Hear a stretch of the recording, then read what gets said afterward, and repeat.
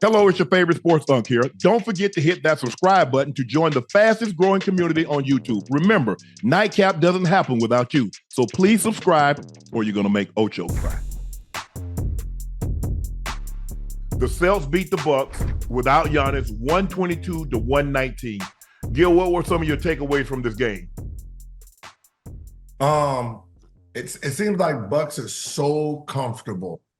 Like Dame seems so comfortable without Giannis, which is bad because that's his whole career has been playing without that type of player. So going to the playoffs in the last month, they need to finally get their chemistry together because right now they don't have chemistry. Right, they're gonna win the games they've won off of. They're just a good team. Boston. The biggest flaw is they stand around a lot playing ISO basketball, right? When one has the ball, the other star just sits there in the deep corner, waiting for the ball to come around to his area so then he can play one-on-one. That's how they lost to Miami, and they would not beat Denver playing that type of basketball. When you look at it, Boston shot 29 free throws, the Bucks shot 14. And it was and there was one point where I think the Celtics ran up the score 17, 18, maybe even 19 points, but they were never able to put the Bucks away. The Bucks come back and whittle it down. And I agree with what you said about Giannis. And I think the thing is with Dame is so used and so comfortable without playing with a super mega superstar that he's like, okay, I'm just back in Portland. And this ain't nothing to me. I'm used to having a supporting cast and I get to do my things. I'm going to run guys I'll pick. I'm going to put guys in the pick and roll. They're going to get me the ball, and I can do my thing. The concern that I have is that, look, we understand what Giannis is. It goes without saying. In playoff, the game's going to come down to clutch time. The last 5 minutes, the game within 5 points. Who should have the ball in their hands versus who will have the ball in their hands, Gil? Those are totally two different questions with two different arguments. At this point in time, I hope everyone's smart enough to know that Dame needs the ball at the end of the game. He needs to be making all the plays, making all the decisions. It's no different than Kobe and Shaq. Yeah, Shaq, we know you're dominant, just not at this point because we don't need you to get fouled unless you are making free throws at a high rate during that game. Other than that, we don't want you shooting free throws. That benefits the other team that you're going to the free throw line. But what you're going to need, and you've seen it today, you're going to need free throw attempts. So what ends up happening is you're going to need Giannis into the offense at the beginning of the fourth quarter. So he can team into the penalty. So he has to do everyone has to do their part understanding their roles. And until they get that, they're gonna, it's gonna be one of those, win a game, lose a game, win 2 games, lose 2 games. I don't see them getting out of the East. Just because I don't see that their chemistry is not going to be there. Middleton just coming back. Giannis is not there. When they all three get together, they got to find that rhythm. I thought Chris Middleton looked really, really good tonight. They didn't get much out of Jay Crowder, played 15 minutes. They didn't get much out of Malik Beasley, played 26 minutes. Between those guys and Brook Lopez, you only got 21 points. You need more than that from your starters, especially with Dame doing what he did. Chris Middleton played really well, only 33 minutes tonight. Bobby Portis off the bench, gave you a double-double, 24 and 10. But you need more. If Giannis is going to be out, I don't know how long he's going to be out, but you're going to probably need 35 points between those 3 guys. Now, however you want to divvy it up, because Dame is going to give you Dame numbers. If Chris Middleton's going to give you 20, Bobby Portis is going to give you what he gives you off the bench. I can't have 3 guys playing those kind of minutes giving me 21 points, Gil. I can't. Now we see what the 3 amigos look like. See, the 3 amigos for Dame is him, Bobby, and Middleton. The ones that suffer is Lopez, Beasley, Crowder. When Giannis is playing, to stop Giannis, you need Brook Lopez man to be in the lane. You need Crowder's man to be in the lane. And that's how they get their open shots. Right. So it's one of those, both teams got to set the three. They're the three amigos, so you got to figure out how all of those guys can play well together. I just think, look, it is what it is. I look at it like when we played, whether I win or lose, I was trying to gather as much information as I possibly can, just in case I had to see this team down the road. So I wanted to see in certain situations down in distance how they played me, because I realized they're going to play me different than they play any other tight end. So I'm trying to gather as much information. 5 catches for 50 yards, 10 catches for 120 yards. It didn't matter. I'm trying to gather as much information as I can, win or lose. I think the Bucks looking at this says, look, guys, look how they shot the three. And they got a bunch of them up. And we know they're going to get a bunch of threes up. But we were right there. Now, Giannis going to get 30 and 10. I don't give a damn what you do. Boston, you can't stop that. He's getting 30 and 10. Mm-hmm. The question is, can Dame give me 27 to 30 efficiently? For the whole series? Yes, he's going to have to be that. Nah. Well, you know how you say you collect information? Yes. Well, that's Doc's weakness. Oh, Lord have mercy. There you go. Because exactly what you said. You said they're looking at this game and said, we didn't have Giannis. Yes. That's his speech in that locker room as we speak. Hey, guys, we kept fighting back. We played hard. We didn't have Giannis today. Look what we did. We put him on the bricks. They made this. We did that. Woo. And then play them exactly the same damn way the very next game. He doesn't adjust well because he makes up an excuse for why they lost.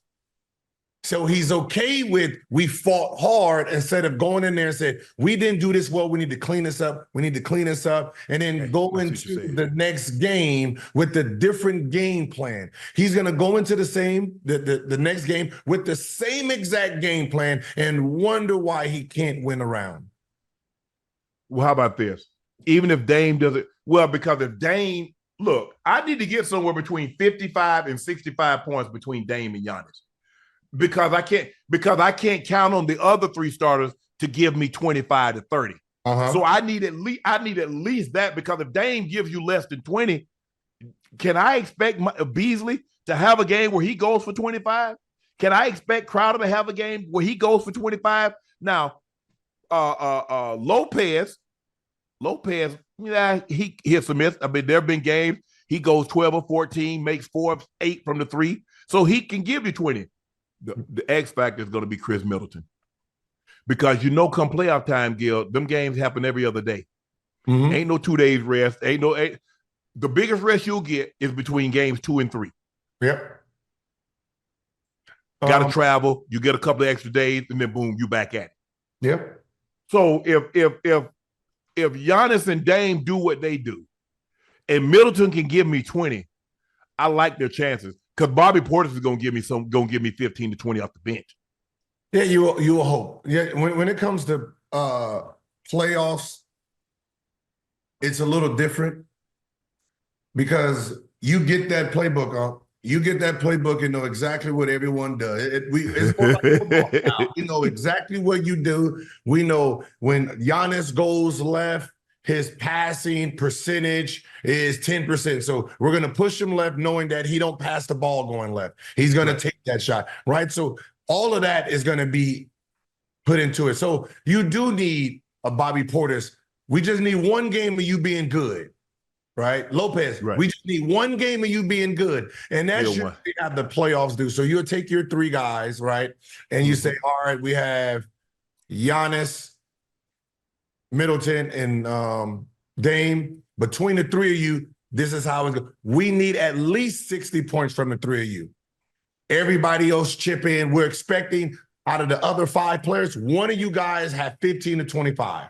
One game. Just be great for one game, and that's how the series goes. You just got to be great for one game during the season. Now, if you want to have 3 or 4 games and help us get out of this series, perfect, right?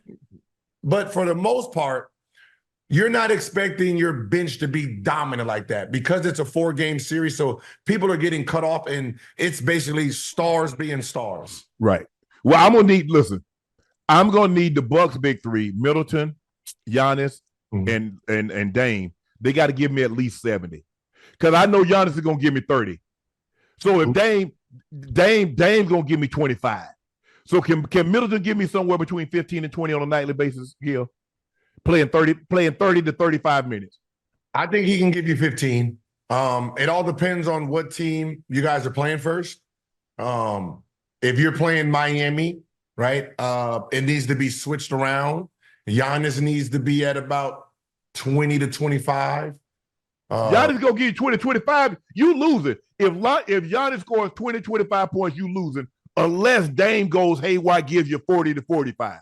But Giannis can't give you. He has to give you his average, Gil. Oh no! If he gives you 30, 35, that means he's playing into Miami's defense. Be selfish. That's why he can't beat them, because that defense is designed to cut off everybody else and just let you score. So he is going to have to become a passer just for that series. He's going to have to let everybody eat, and he be the decoy. Some of these playoff games, it's just like a receiver, right? Right. Sometimes you got to be a decoy, run your route hard, then make everybody look. Oh, and then we're going to beat up on this side a little bit, right? Okay.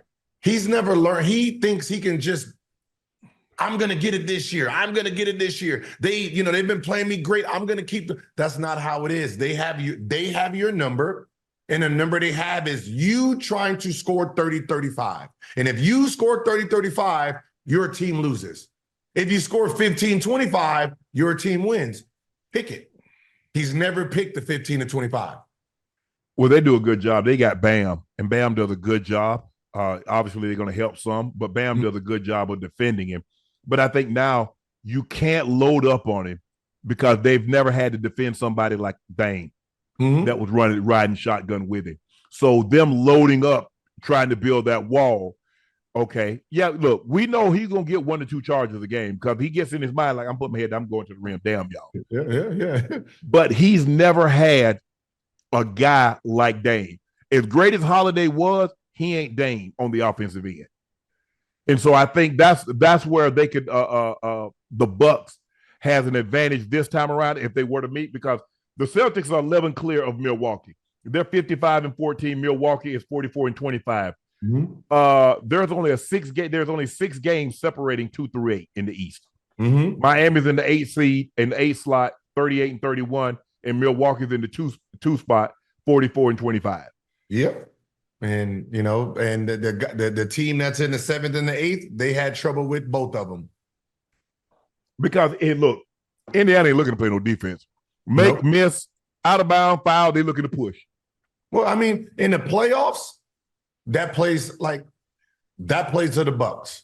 Everyone's gonna look at, oh man, Indiana did that. Hey, it's the playoffs, right? In the playoffs, the game naturally just slows down. It becomes a little tougher. Those refs really let you play hard. Whistle, they play to the stars. So Indy ain't got any. Yeah, Indiana's going to be at a disadvantage in the playoffs against the Bucks, even though their record in regular season has been dominant against them.